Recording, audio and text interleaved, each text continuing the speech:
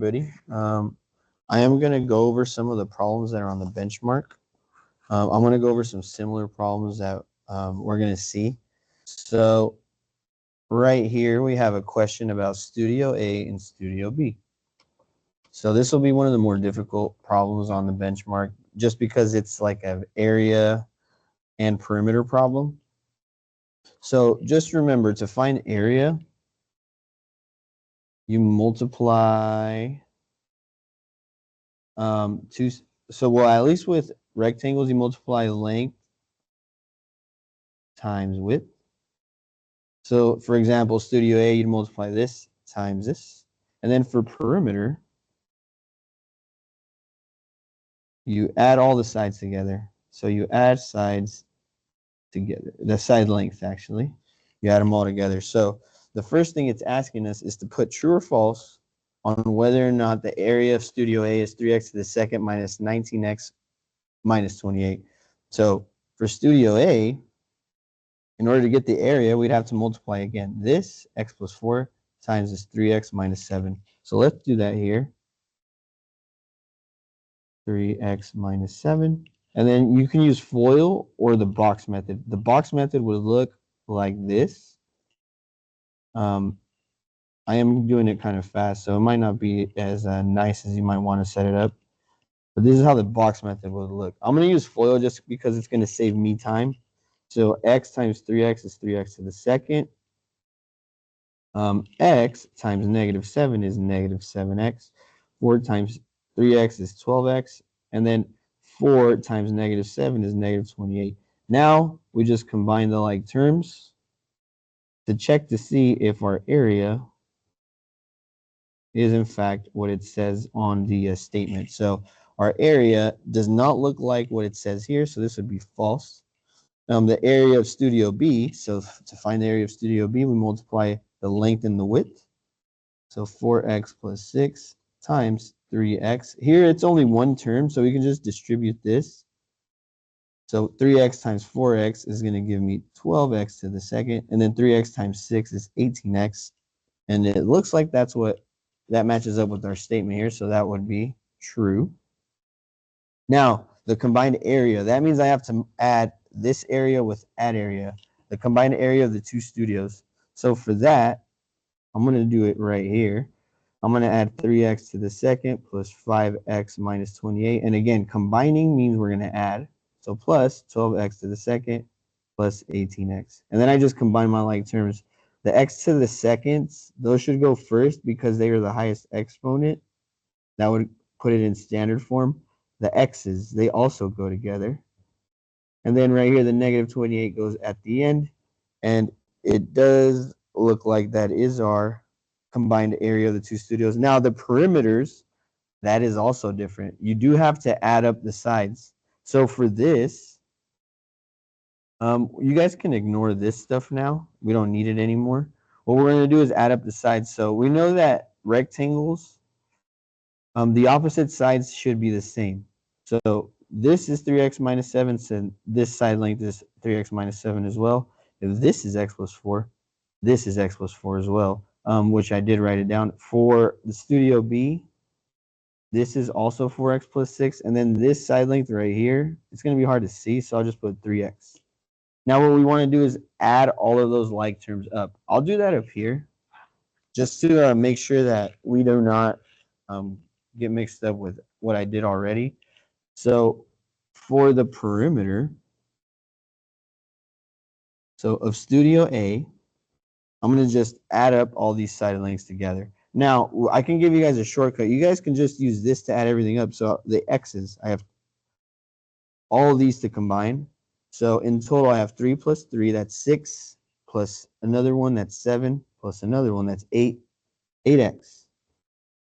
For these over here, these terms, I have negative 7 and negative 7, that's negative 14, plus 4, that's negative 10, plus another 4, that's negative 6. For Studio B, I want to add up the x's. So 4x and 4x, that's 8x, plus another 3x, that's 11x, plus another 3x, that is 14x. Now I'm going to add these 6's as well. Those are like terms, the 6 and the 6 here. That gives me 12. Now it's saying that the perimeter of studio A is equal to the perimeter of studio B. These do not look the same, therefore this would be false. All right, the next type of question you're going to get is, let's go to number 2 right here. So how do I simplify this and write it in standard form? Remember, we do want to distribute the negative first. All that really is going to do is change the sign of all those terms. So I'm still going to bring the negative 6x plus 2 down. Then this right side, I'm going to change all of the signs. So negative 4x to the second plus 8x minus 10. All the signs change. And then I just combine like terms.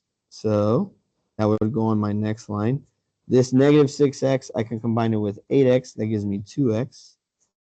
This positive 2 and this negative 10 give me a negative 8. The reason I left space out here in the front is because this term has the highest exponent. It should go out front. So then, in this case, this would be my solution. For number 3, right here, we need to consider this function and list what the y-intercept is, asymptote, constant ratio, and range are. The y-intercept, it's always going to be what the a value is for functions of this form. Because we only work with positives, your y-intercept is always going to be that number out front, because these functions in this form are always positive. So the y-intercept is going to be 9. The asymptote, again, for these functions, never touches 0. So the asymptote just means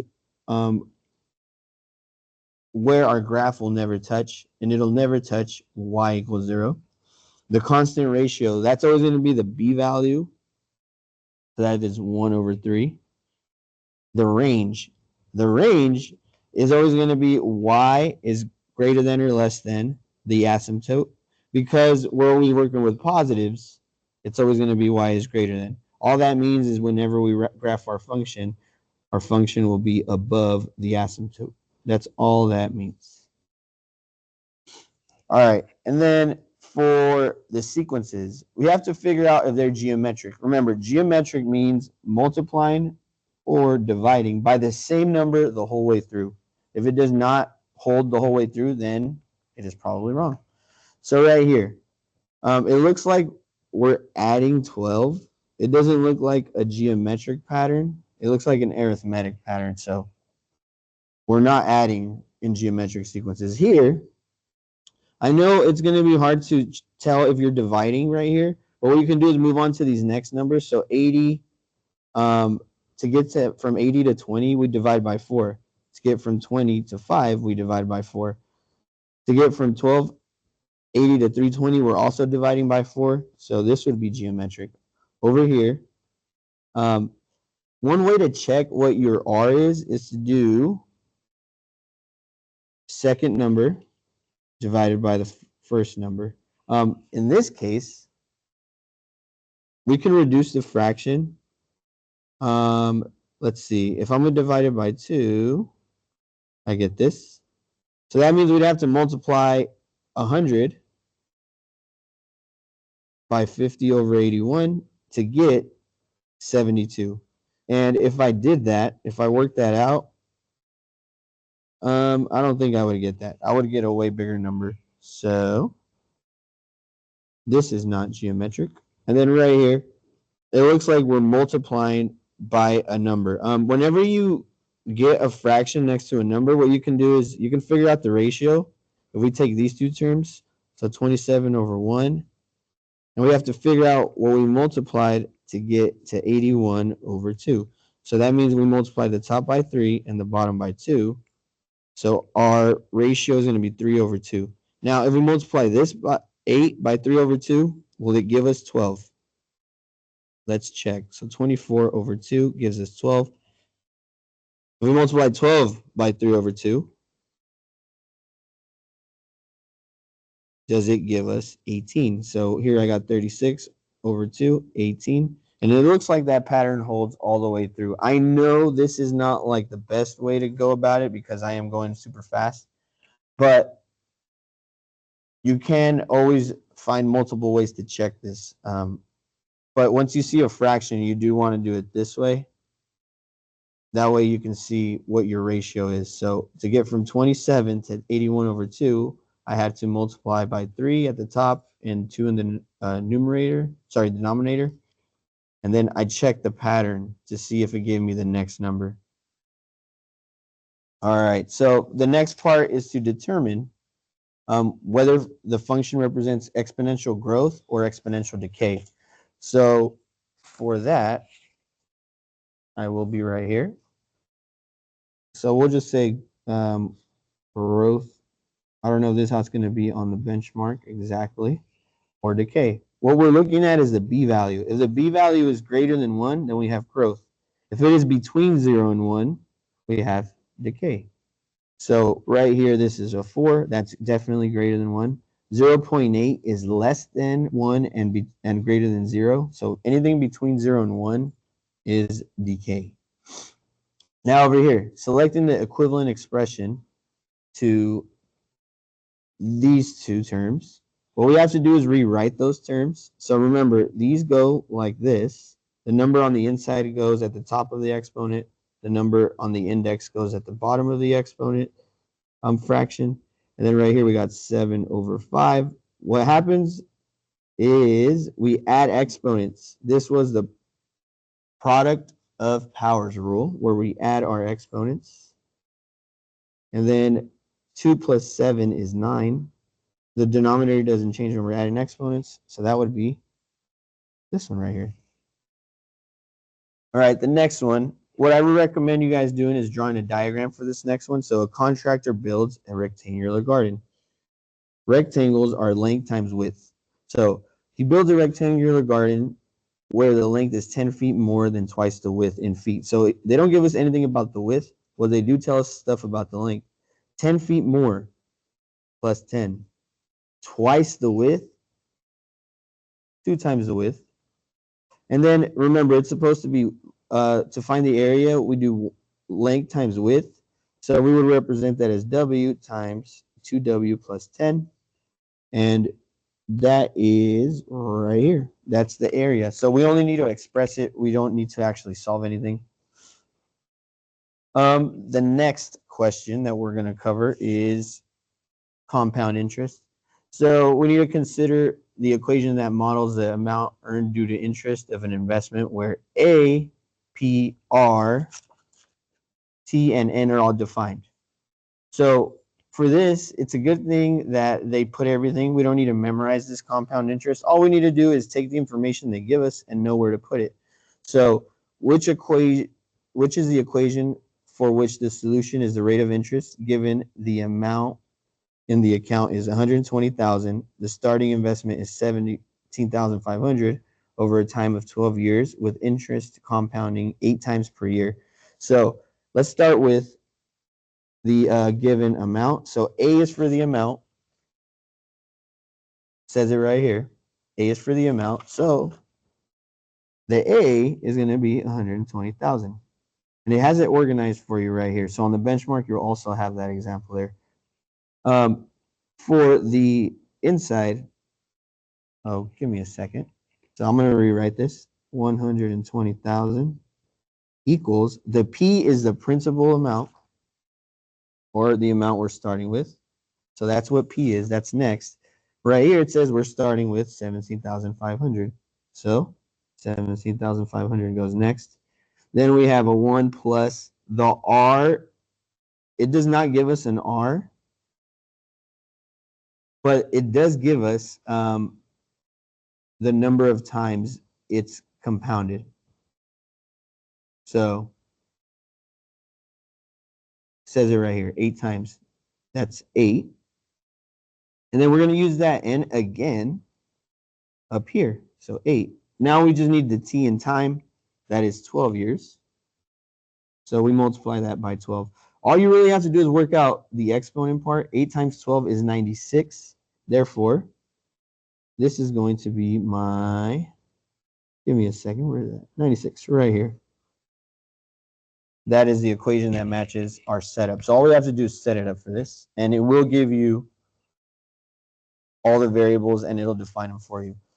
All right, population question. This is the decay formula, and you'll see why I chose a decay formula. It is because the population of a town is 12,000 and it decreases. Therefore, we need a minus sign here at a rate of 9% per year. The way we write our percentage in decimals is you can divide that 9 by 100. It'll give you 0.09. And then we want to know what the population will be in 8 years. Therefore, that's going to be our x. So A is the starting amount, 12,000. 1 minus my r, 0.09. And then should be up to the 8th power. Now, I don't have the calculator you're going to be using on the test available. It will be an online calculator, but I will use this. Here I have 12,000. Oh, that's not 12,000. 12,000 parentheses 1 minus 0.09, and then I'm going to raise it to the 8th power. And then our multiple choice, it does say about, so you don't need to be exact. I do have about this many. That's the closest choice I have to what I got on the calculator, 5,643. All right, so right here, this next one, the perimeter of those two side lengths are equal. How do I find the missing side length? Well, what you want to do is add up these sides from the rhombus. So the 6x, that's 12x plus another 3x, and another 3x, that's 18x. And then if I add these two like terms, the negative 2s, I get negative 4. And then what I'm going to do is I'm going to subtract the other two sides from it, because if they are equal, then I should be able to subtract this triangle from the rhombus and find out what the difference is, which is the missing side length. So 3x plus 3x is 6x. 6 plus 6 is 12. And then I just distribute the negative. And I keep everything the same on the left side. Minus 6x minus 12. I combine like terms. That is 12x. Negative 4 minus 12 is negative 16. And I have that there. For this, I have to find out what is equivalent to this expression right here, the whole expression. One thing I could do with this is expand it. So remember, whenever I raise something to the second power, it just means I'm going to multiply it times itself. And I'm not rewriting the other side. I'm just going to keep it the same. And then one thing I can do is, it doesn't look like it, but it is a factoring problem. I can factor out an x plus 12 and another x plus 12 from both sides because that's what they share. So whatever they share, I can pull out. So I'm going to pull out an x plus 12. And then what remains is one of the other x plus 12s. And then over here, the x minus 3. So I've just factored out a binomial. And even though I haven't done anything with this except change the way it looks, it is still equivalent to that expression. Another thing you can do is, well, you can work all this out if you'd want to and simplify it, but it would not end up being any of these. So you're going to want to factor something out. It is a factoring problem. Now over here, what you want to do is take the square roots of both of these. Notice how there's only two terms. This is called the difference of squares. So what you want to do is take the square root of 25, that's 5, and the square root of 144, that is 12. And then write a binomial that's a plus, write a binomial that's a minus, and this would be it, difference of squares. And then the last part is a factoring question. You're supposed to look for the error. So remember, these you multiply a times c, so they did 3 times 12, that's 36. The two numbers that add to negative 5 and multiply to negative 30, positive 30, or wait, it is negative 36, are negative 9 and 4. So those, you split them up in the middle, so they've done that correctly. Then they group them together. Then we find the GCF. Right here, we do have a 3x, and this is what remains. Right here, they took out a 2, so 2x minus 6. The only issue with this is these are not the same. So the first error would be in step 5. They did not factor the GCF of the binomial correctly. Because look, you can take out a 4 here. So for this, you actually want to know the whole process of factoring by grouping. Otherwise, you're not going to know where the error came in. So I hope that helps. And thank you guys for taking this seriously enough to actually watch this.